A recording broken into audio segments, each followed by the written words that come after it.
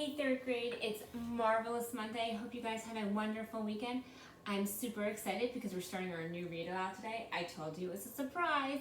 So we're third grade, the whole grade is starting to read mysteries now. So I picked out another A to Z mystery. It's called the Panda Puzzle. I'm so excited. There's pandemonium in Greenlawn. The town is building a new park for a panda and her baby. But as soon as the pandas arrive, the baby is stolen. All the panda nappers want in return is $1 million. Can Dink, Josh, and Ruth Rose collar the culprits before Greenlawn has to cough up the cash? It's going to be a good one. Let's get started. Chapter 1.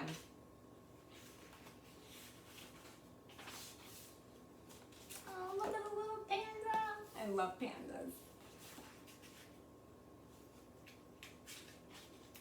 Chapter 1.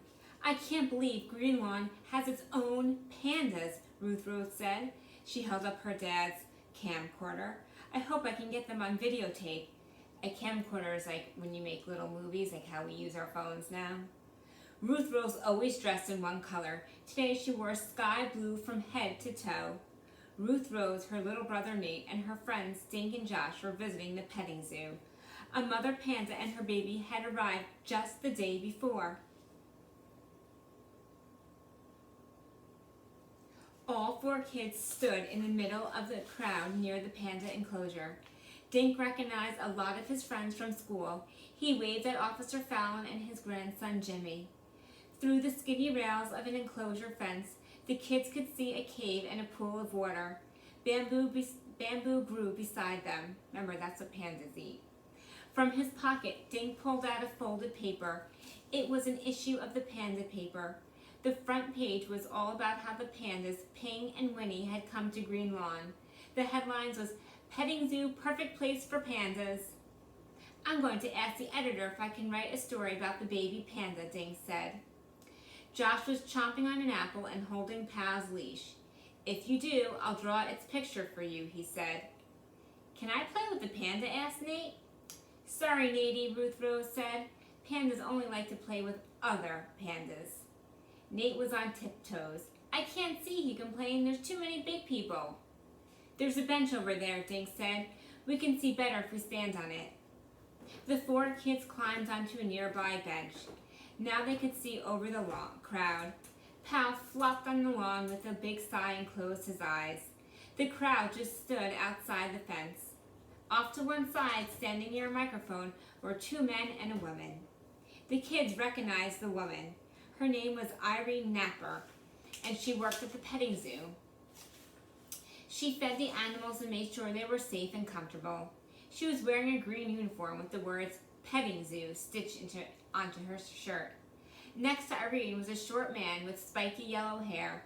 That was Tom Steele, the editor of the panda paper. Who's the guy wearing the necktie? Josh asked. The man Josh had asked about was very tan. He was whispering something to Irene Napper. That's Flip Francis, Dink said. He showed Josh a picture in the panda paper. His grandmother gave the money to Greenlawn to build this park. Just then, Flip Francis spoke into the microphone. Can you all hear me? He asked. Ruth Rose turned on the camcorder and aimed it toward the microphone, or turned on her iPhone. Hi everyone, I'm Flip Francis, he said. As many of you know, it was my grandmother, Winifred Francis, who made Panda Park possible. Granny Wynn would be happy that you all came to meet little Winnie, and I'm pleased that her money went to such a good cause. He turned to Irene Napper. Irene is taking care of all of our animals, he said, handing her the microphone. Thanks, Flip, Irene said into the mic. I just want to say that I loved getting to know little Winnie. She's a happy, playful baby. Irene passed the mic to Tom Steele. Hello, everyone, the editor said. As you know, the panda paper has a very small staff. Me. I could use some help. I'd love to print your stories, poems, or pictures about pandas. Tom Steele grinned. But I can't pay you anything. Everyone in the crowd laughed. Just then, a black and white face appeared inside the cave's entrance. Oh, look, there it is. So cute. The crowd quieted. Slowly, the mother panda moved into the sunlight. Her head swiveled around and she lifted her nose into the air.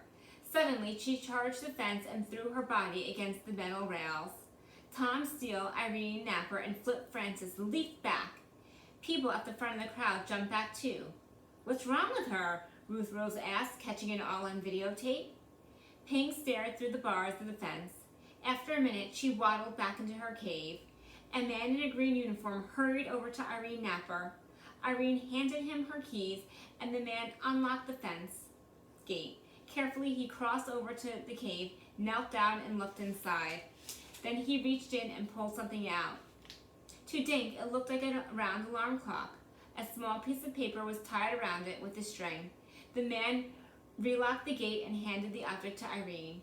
She removed the paper and silently read what was written on it. "This is so weird," Josh whispered. "What's going on?" Irene stepped back to the microphone. Dink noticed her hand was shaking. "This is a ransom note," Irene told the crowd. "Winnie has been kidnapped." Chapter 2. We'll read tomorrow. Oh my goodness, Winnie, where are you? All right, guys, have a good day. I'll see you soon.